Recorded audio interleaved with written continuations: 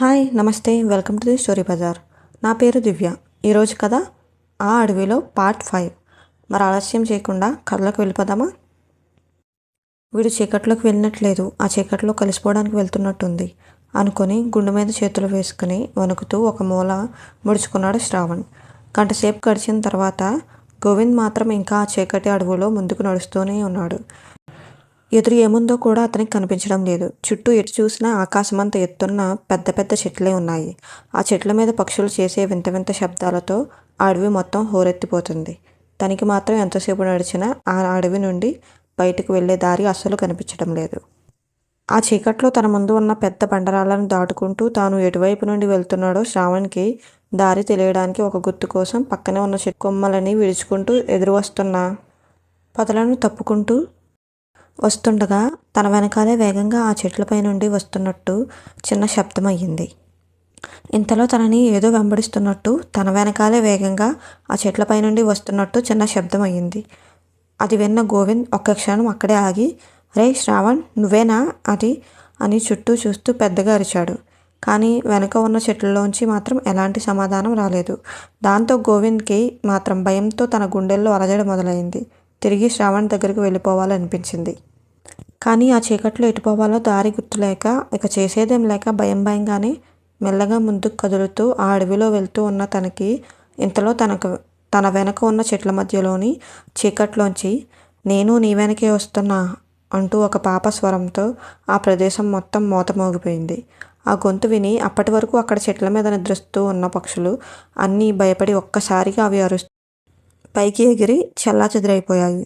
ఆ గొంతు వినగానే ఒక్కసారిగా తన శరీరాన్ని కోటి సూదులతో గుచ్చినట్టుగా భయంతో వణికిపోతూ స్తంభించిపోయాడు గోవింద్.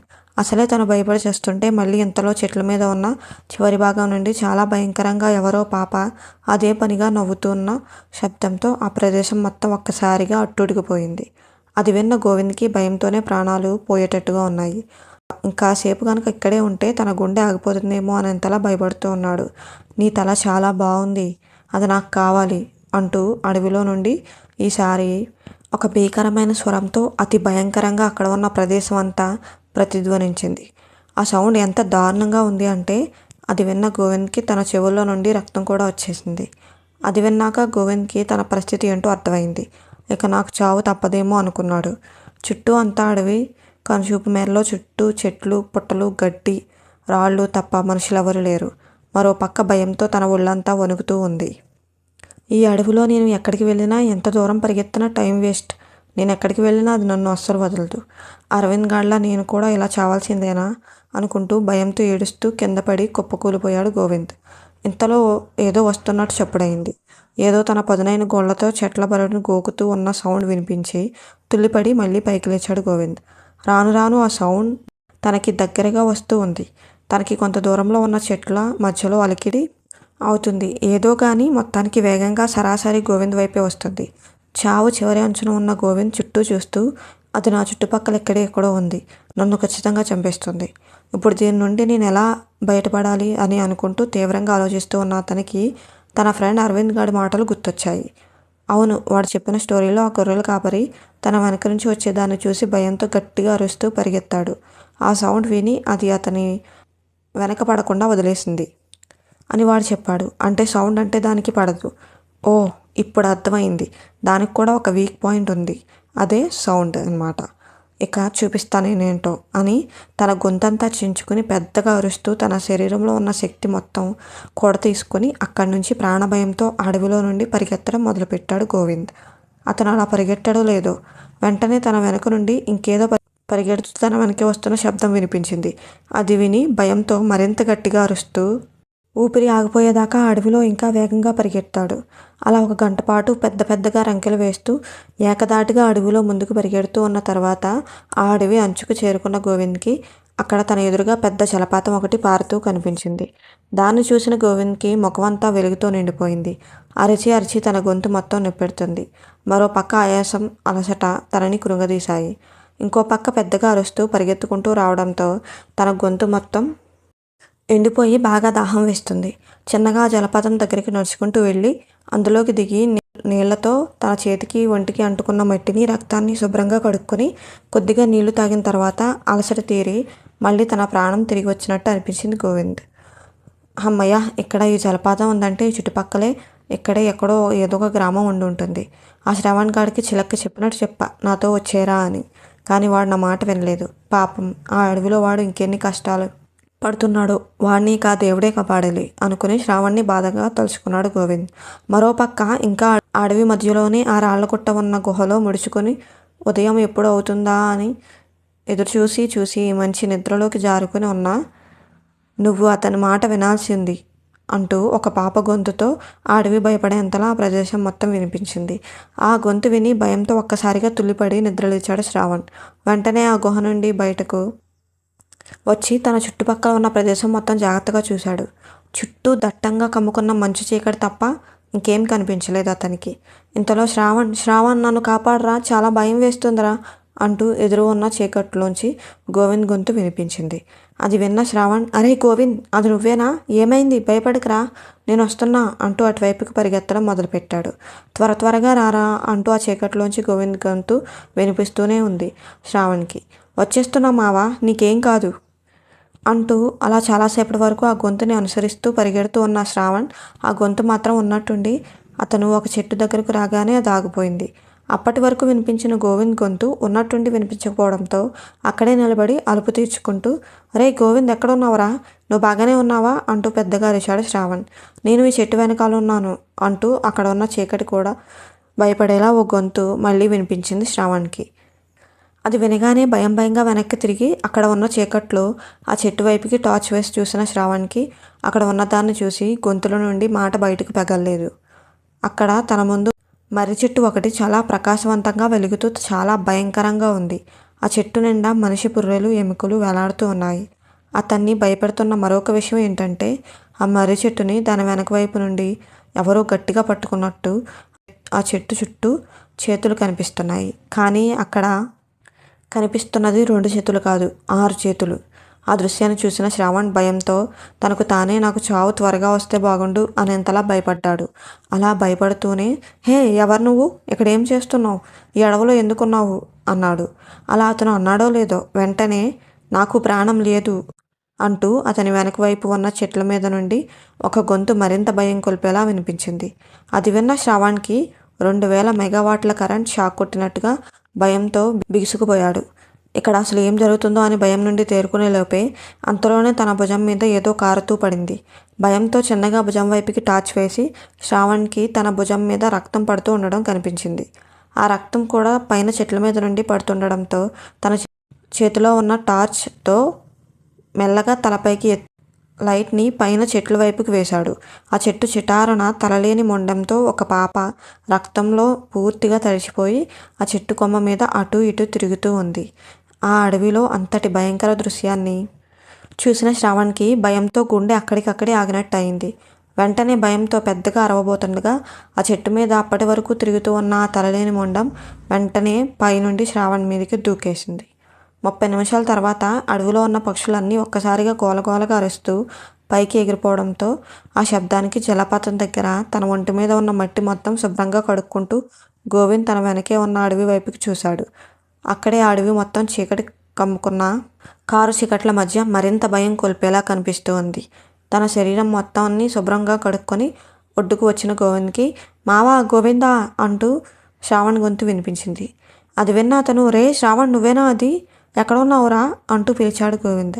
నేను ఇక్కడే ఉన్నాను, నడవలేకపోతున్నా, వచ్చి కాస్త హెల్ప్ చేయరా అంటూ అడవిలోని చీకట్లోంచి శ్రావణ్ గొంతు వినిపించింది.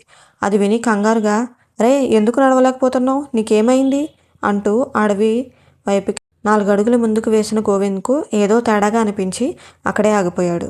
ఎందుకైనా మంచిది ఒకసారి టెస్ట్ చేద్దామని, అరే శ్రావణ్, నీకు నాకు తెలిసిన సీక్రెట్ ఒకటి ఉంది, అదేంటో చెప్పరా, అప్పుడు నేను నీ దగ్గరికి వస్తా అన్నాడు గోవింద్. కానీ ఎంతసేపు గడిచినా అదేంటో శ్రావణ్ చెప్పలేదు. అరే నిన్నే అడిగేది, అదేంటో చెప్పురా అన్నాడు గోవింద్. కానీ ఎంతసేపు అయినా అటు నుండి మాత్రం సమాధానం రాలేదు. కానీ కాసేపటికి తర్వాత, నువ్వు చాలా తెలివైన వాడివి అంటూ ఆ చీకట్లోంచి ఏదో ఆకారం ఆ అడవి అంచు వరకు వచ్చి అక్కడే నిలబడి గోవింద్ వైపు చూస్తూ అలా ఉంది. అక్కడ అంత కటిక చీకటిగా ఉండడంతో ఆ ఆకారం ఎవరో అర్థం కాలేదు. అయితే ఖచ్చితంగా శ్రావణ్ అయి ఉంటాడు. వాడికి ఏమైందో చూద్దాం అనుకుని తన వేపుకి తగిలించుకుని ఉన్న బ్యాగ్లో నుంచి టార్చ్ లైట్ తీసి ఆ ఆకారం వైపుకి లైట్ వేశాడు గోవింద్. ఆ లైట్ వెలుతురులో ఆ అడవి అంచున తలలేని మొండెంతో ఒక చిన్న పాప నిలబడి గోవింద్ వైపే చూస్తుంది. ఆ మొండానికి ఉన్న చేతిలో శ్రావణ్ గాడి తల తెగి పూర్తిగా రక్తంలో తడిచిపోయి ఆమె చేతిలో వేలాడుతూ కనిపించింది గోవింద్కి. అది చూసి గుండె దడపుట్టి పెద్దగా అరవడానికి ప్రయత్నించాడు. కానీ అంతకుముందే గొంతు తగిలిపోయేలా అరవడంతో తన గొంతు దెబ్బతిని సౌండ్ బయటకు రాలేదు. అది గమనించిన ఆ మొండెం ఒక్కసారిగా గోవింద్ వైపుకి పరుగులు పెడుతూ వస్తుంది. అది రావడం చూసిన గోవింద్కి ప్రాణం పోయినట్టు అనిపించింది. ఆ భయంతో ఏం చేయాలో తెలియక పక్కనే ప్రవహిస్తున్న జల ప్రవాహంలోకి దూకేశాడు. ఆ జల ప్రవాహంలో ఈదుతూ ఆ అడవి వైపుకి చూశాడు. కానీ ఆ చిన్న పాప మొండెం ఇంకా అడవి దగ్గరే నిలబడి ఉంది. దాన్ని చూసిన ఆ భయంలో ఆ నదిలో ఈదుకుంటూ దాదాపు 2 గంటల పాటు ఈదుకుంటూ అతి కష్టం మీద ఆ ప్రవాహంలో కొట్టుకుంటూ పోయి చివరికి ఎలాగోలా ఎక్కడో ఏదో ఆ నది అవతలి ఒడ్డుకి చేరుకుని శరీరంలో ఇంకా శక్తి లేక ఆ ఒడ్డునే స్పృహ తప్పి పడిపోయాడు గోవింద్. 2 రోజుల తర్వాత ఆ తలలేని ఆ పాప మొండెం కత్తి పట్టుకుని తన గుండెల మీదకి ఎక్కి కసకసా పొడుస్తున్నట్టు అనిపించి భయంతో తుల్లిపడి లేచాడు గోవింద్. ఇదిగో బాబు, నువ్వేం భయపడకు, ఇప్పుడు నువ్వు మా దగ్గర క్షేమంగానే ఉన్నావు అంటూ పక్కనే ఉన్న ఒక ముసలాయన అతనికి ధైర్యం చెబుతూ ఉన్నాడు. అది విన్నాక కొద్దిగా తేరుకొని, ఎవరు మీరు, అసలు నేను ఎక్కడున్నాను, ఇంతకు అది ఏమైంది అన్నాడు భయంగా. బాబు, మాది ఈ అడవి దగ్గరలో ఉండే ఒక గూడెం. నువ్వు ఆ నది ఒడ్డున పడి ఉండడం చూసి అదే సమయానికి చేపలు పడదామని వెళ్ళిన మా గూడెం వాసులకి ఆ నది ఒడ్డున నువ్వు కనిపించావు. అప్పుడు నువ్వు స్పృహలో లేవు. వాళ్ళు వెంటనే నిన్ను మా గూడానికి తీసుకుని వచ్చారు. 2 రోజుల తర్వాత ఇప్పుడే నువ్వు కళ్ళు తెరిచావు. ఇంతకీ మీది ఏ ఊరు, ఆ నది ఒడ్డున ఎందుకు అలా పడున్నావు అంటూ అడిగాడు ఆ పెద్దాయన. అది విని కొద్దిగా ధైర్యం తెచ్చుకుని, నేను చెప్పేది విని మీరు నన్ను నమ్ముతారో లేదో కానీ జరిగింది మాత్రం దాచకుండా చెప్తాను. వజ్రాల కోసమని నేను మా ఫ్రెండ్స్ నిన్న రాత్రి ఈ అడవిలోకి వెళ్ళాము. అక్కడ పని ముగించుకుని తిరిగి వెళ్దాం అనుకునే సమయానికి మా ఫ్రెండ్స్ అందరూ ఒక్కొక్కరుగా కనిపించకుండా పోయారు. నేను వాళ్ళని వెతుక్కుంటూ వెళ్ళేసరికి ఆ అడవిలో ఉన్న ఒక మర్రి చెట్టు దగ్గర తలలు లేకుండా వాళ్ళ మొండాలు పడున్నాయి. వాటిని చూసి భయంతో పెద్దగా అరుచుకుంటూ ఆ అడవి నుండి పరిగెత్తాను. కానీ తలలేని మొండెంతో ఉన్న ఒక పాప నన్ను తరుముకుంటూ వచ్చింది. భయంతో ఎటుపోవాలో తెలియక ఈ నదిలోకి దూకేశాను. ఆ పాప చేతిలో మా ఫ్రెండ్ తల ఉంది. అమ్మ వాళ్ళని చంపేసింది అని చెప్పి గోవింద్ బాధపడ్డాడు.